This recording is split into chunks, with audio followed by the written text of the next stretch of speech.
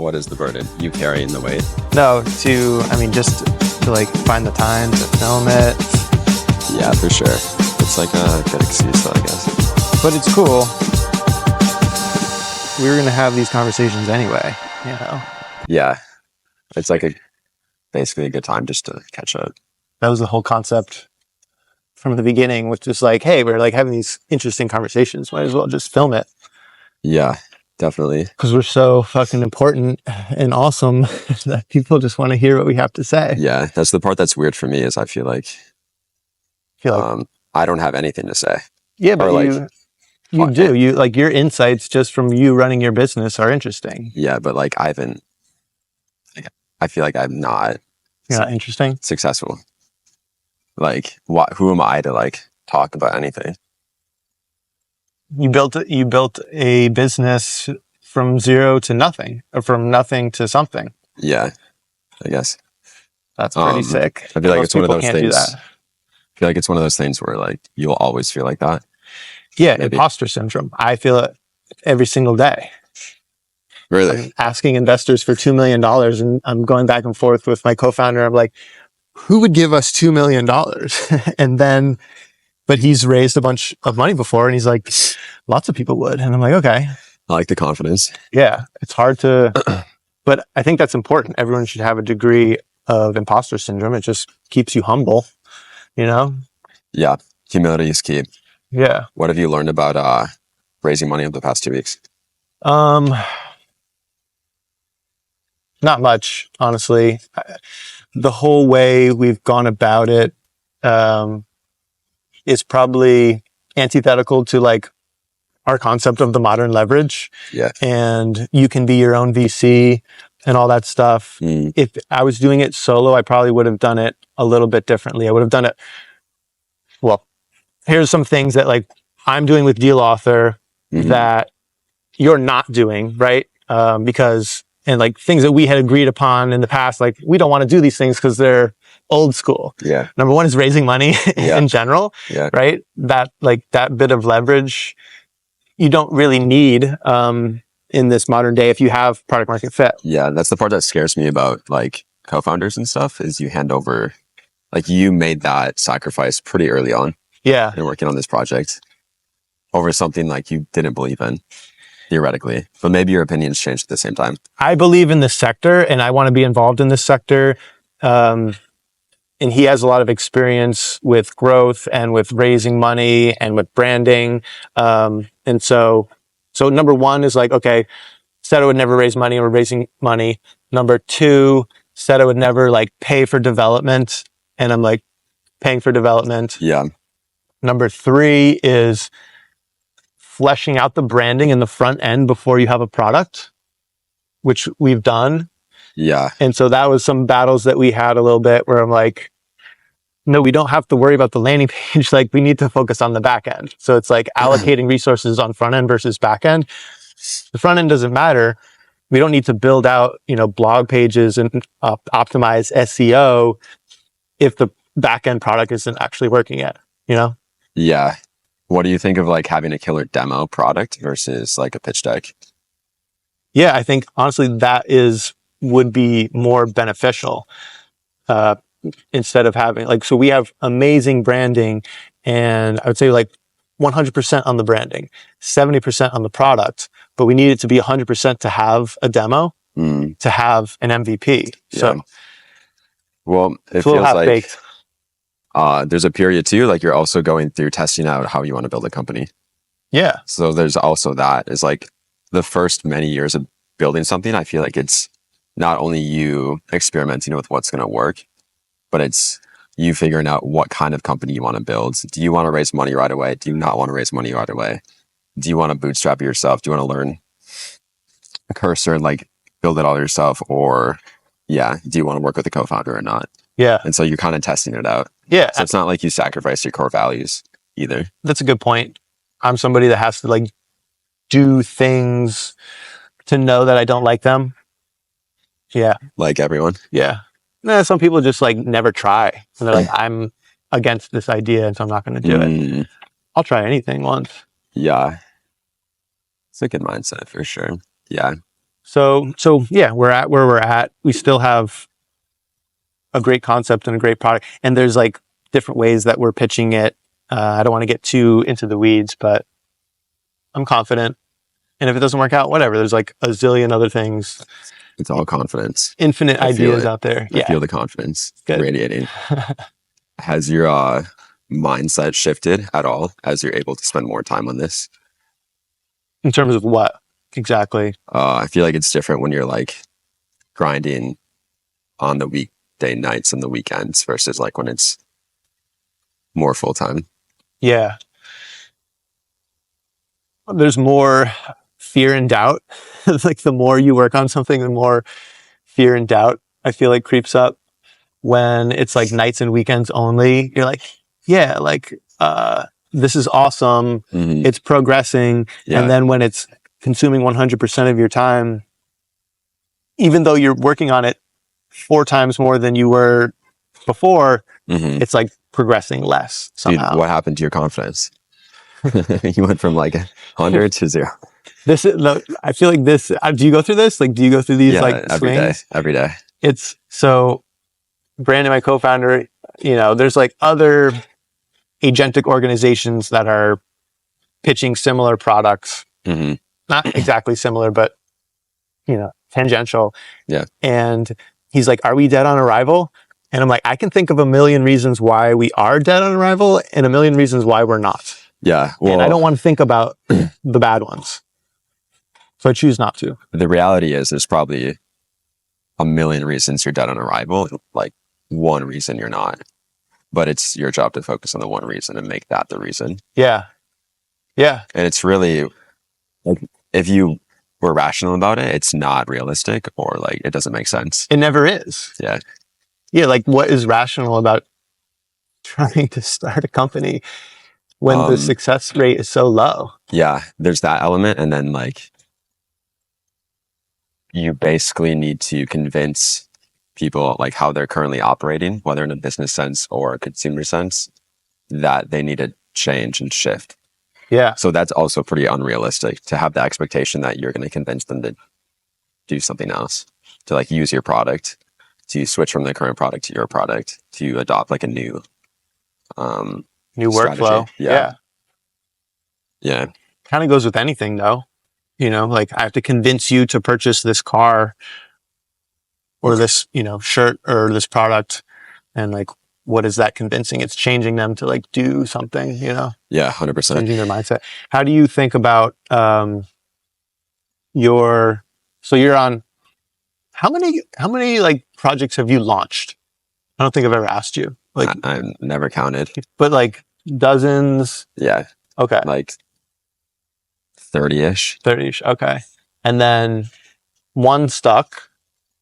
Or have you, and there's like a second one that's sticking? Or have you had more successes that you've never told me? Again, not successful. No successes. I guess there's like moments of validation along the way, but then they like taper off. Like I used to bot Instagram accounts. So I got like a few Instagram accounts to over 100,000 followers. So that was pretty neat. Just like having a laptop open that would constantly follow and unfollow people all day. Okay. So like, I feel like that was cool, but it wasn't a lasting business. So you had customers that paid you to do that?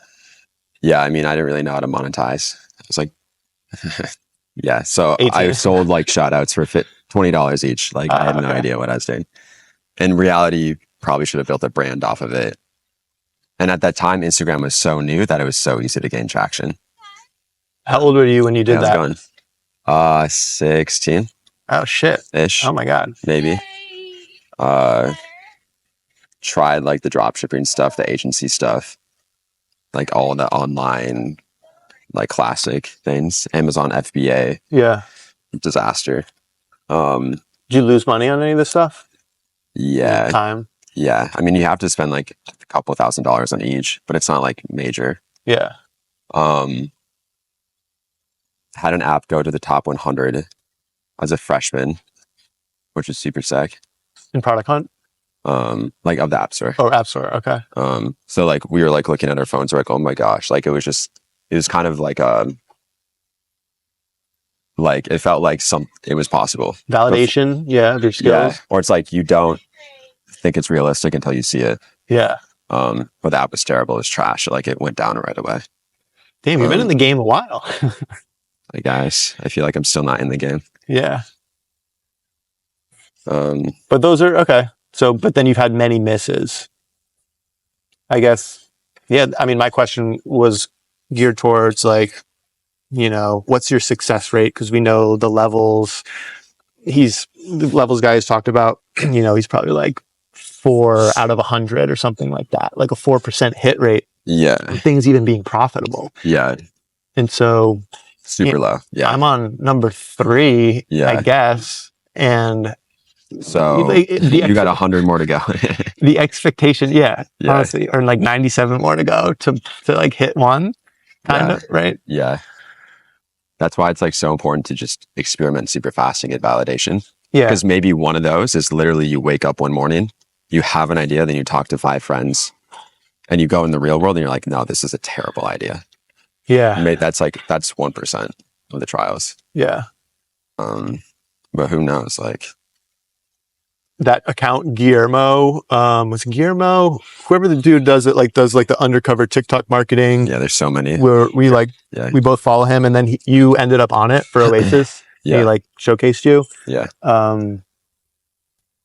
His company, he has his little service that he does. I forget what it is, but it's like Shortimize, yeah. So they were doing a thing where they launched one product a week for 12 weeks. Yeah. And the Shortimize was the second one, and it hit. And the third one was this agentic contract, not a negotiator, but a contract generator, because they were doing all this influencer outreach. Yeah. And so that was they just gave up on that one. It's basically deal author minus the negotiations. Yeah. But they gave up on it because the one right before that hit. So I think about that. That's kind of interesting that it hit on the second try. Yeah. But it makes me want to do that thing because Levels did the same thing. Yeah. He was going to do 12, one a month, and his 7th one hit or something like that. I mean, it's so healthy because you basically drop all preconceived notions and you just launch stuff. Like you're in a flow state. Like you just send it. Yeah. And you learn so quickly how to build and ship, which is so crucial. And not care about the things that don't matter. Yeah. There's literally no time to do it. There's no time. You strip yourself of all extraneous features or whatever that aren't important. And then it's just the concept in its rawest form in the market. And that's the easiest way to test it. Yeah. Versus this whole, building this whole thing without being in the market. It's it's a big opportunity cost risk. Yeah, it's just also not as realistic, I think. Yeah. Because one of those 12 projects is going to hit, it gets validation, and then you can raise on it. And it's so much easier. Mm-hmm. Exactly. Well, we're doing it the old school way, which is hey, we have sort of this thing and there's sort of some traction. Yeah. And we have a cool team and we're in the industry and we need money to continue. And so, yeah. You need to pay salaries and for 3 to 7 people. Inspiring. Right? Yeah. Chills. We shall see how it goes. Yeah. The time thing is interesting. I'm traveling next week. Yeah. And it's forced me to really think about what's important. And it was kind of a reality check, honestly, of what solving the hard problems in the business versus just waking up and oh, I think this button should have a more curve, doing what you want versus actually thinking about the problems. So you're going to be working while you're traveling? No, that's the thing. Okay. It's you're going to be completely offline. Not completely, but I've been working I've been coding 12 hours a day, at least. I was up till 3 a.m. last night, submitting an update. And that's not going to happen. Yeah. And then one thing I've heard, which I think is true, is businesses should be naturally growing if there's no problems. A healthy business should grow on its own. Yeah. But if it's not, it means there's something that is not addressed or being solved properly. And I feel like that's super applicable. It's like Oasis has stayed at the same, like a similar revenue amount, um, like over the summer. And it's because like there's an underlying like problem or problems that can be addressed that will then naturally like 100x the business. So you feel like you're addressing them now? Yeah, I'm kind of forced to because it's like survival. Like I'm not going to be able to work on it for like Okay. 3 weeks. So it has to be in a state. But you know what they are. That's the hardest problem. Most of the times businesses have no idea what the sticking points are. And so they just start throwing shit randomly all Yeah. over the place, but you know what they are and you can work on it. Yeah. But it's such a hard problem that like oftentimes you subconsciously like divert your attention to something else that's more addressable rather than like Yeah, for focusing on the one task. Yeah, Because then you'll feel accomplished. exactly. Like for a while, I felt like I was getting validation posting more social media videos, but that was just like not help solving the core problem, truly. And so, Can you tell us what the core problem is? yeah, I mean, the core problem of Oasis has always been data collection and like scaling the data in the lab testing Okay. because it costs so much money to lab test. So that's not really realistic Yeah. as a bootstrapped company. And then how do you scale product data without paying $10,000 per SKU to test it? Yeah. It's wild. Yeah, like how do you do that in a trustworthy way, essentially? And then while I also learned that I've had a few investors talk to me, wanting to like interested in acquisition, possibly. So I feel like there's more people circling this space. So I feel like there's pressure to establish a network effect. You think these investors, if you don't acquiesce to them, are going to go to somebody else and like give them a bunch of money to take your market share, essentially? Yeah. What would it take for you to take money? I don't know. I ask myself that every day. Yeah. Maybe like a sale of my first business and then outraise in the second one. Because then you have like, I don't know, you have this, you've done it and you have this like fund set up and then it's almost like de-risking your future investments. But that's what we're talking about right now. Like Oasis is your first business in a way, right? Yeah, I don't know. But then again, it's so hard like handing away the vision. It's like, that's what scares me the most is handing away, like having someone else dictate what the vision of the company is. Yeah. It's like the worst. Yeah, so basically the play is to turn Oasis into a network effect of rating products based on the latest science, lab reports, community input, like getting contributors to, if they lived in London, we could have like a London contributor who's verified, who like works with the local communities or counties to submit their water reports to Oasis. Yeah. And then that shows up. So basically leveraging the power of like everyone. And then if we build a network effect, basically competition doesn't matter. Yeah. Sure. That's been the focus. Tight. Any other health routines you're on? Oh yeah, we should address that. Or Chad Stacks. I kind of want to. You bought the domain, right? I kind of want to like build something out for that. Send it, dude. You should do the 12 products, 12-month strategy. Yeah, it's gonna be your fourth one. So I think I'm going to give up green tea because green tea, it doesn't hit as much as I need. I've been making iced green tea and then like chugging, I don't know, like 3 cups of it in the morning. And that's like 100 milligrams. It's not enough. So I need the black stuff. I need the coffee. So I'm going to switch back to that. We support that switch. Yeah. Congrats. And then you can taper off to green tea in the afternoon. I think that's allowed. I'll try that move. I was going only green tea. It's just like, I need fucking gallons of green tea to keep me going. Yeah. It's tough out here. The nicotine, I'm still doing the nicotine once in a while. It's more like, I've never used Adderall, but the way people would use Adderall, I'm assuming I'll just like pop some Lucy's in. Other than that, that's still my routine. That's Yeah. the cracked stack right there. Yeah. You're maxing productivity for sure. What Oh. time do you wake up? Honestly, since I've changed my schedule, it's been getting later and later because I've been working later and later, and now I'm like getting up at 8 and 9, and I feel like a lazy piece of shit. But I'm working till 1 or 2 in the morning. I'm naturally more productive at night, like I always have been. In like corporate world, just wants you to like get up at 8 and like be in the office at 9. That's just not. It's not me. You're more of like go with the flow kind of guy. I just get creative at night, and like I get all these ideas, and I have to work on them. If I'm not going to work on them the next day, I'll forget. I have too many. Yeah, you kind of just got to chase it. Yeah. Yeah. What about you? Have you changed anything? Any products that you're using? Health supplements?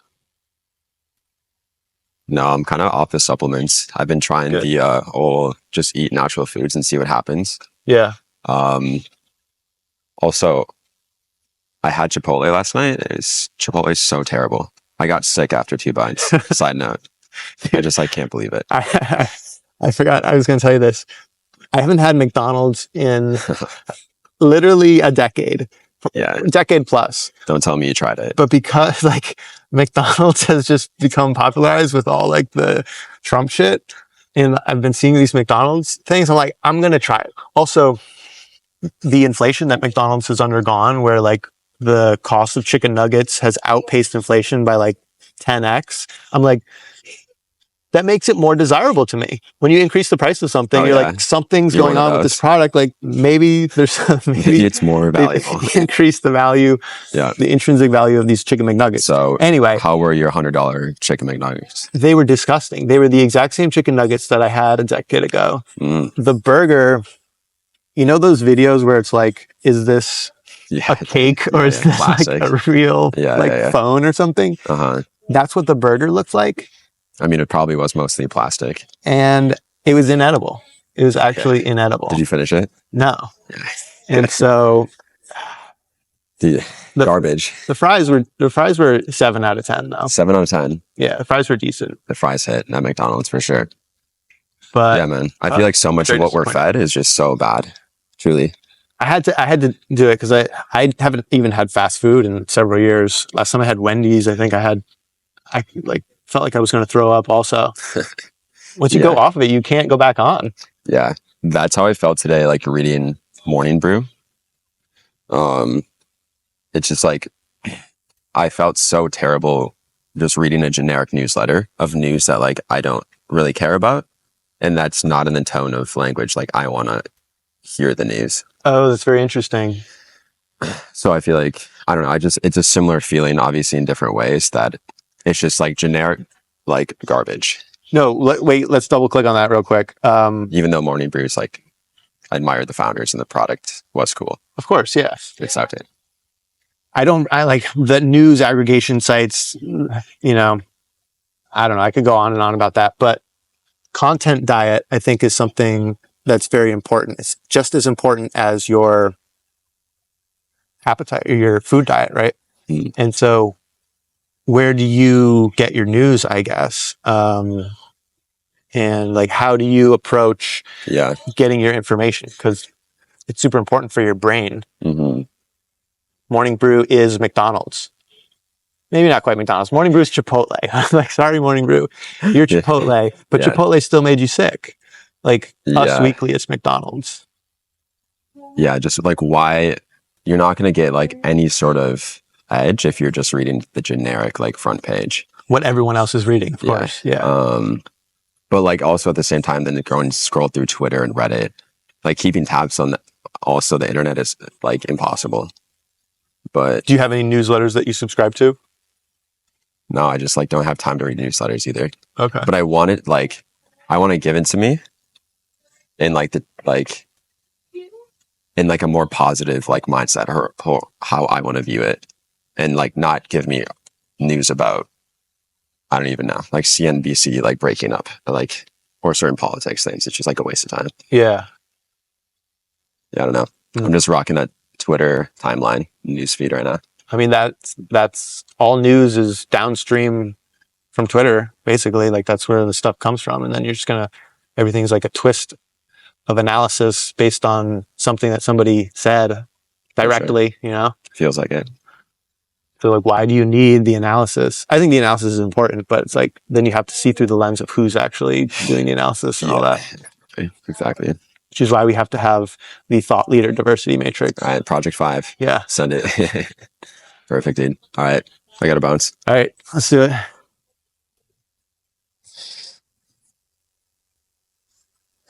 Got through exactly 0 of the things that I wrote. Dude, why? Intentionally? No, it's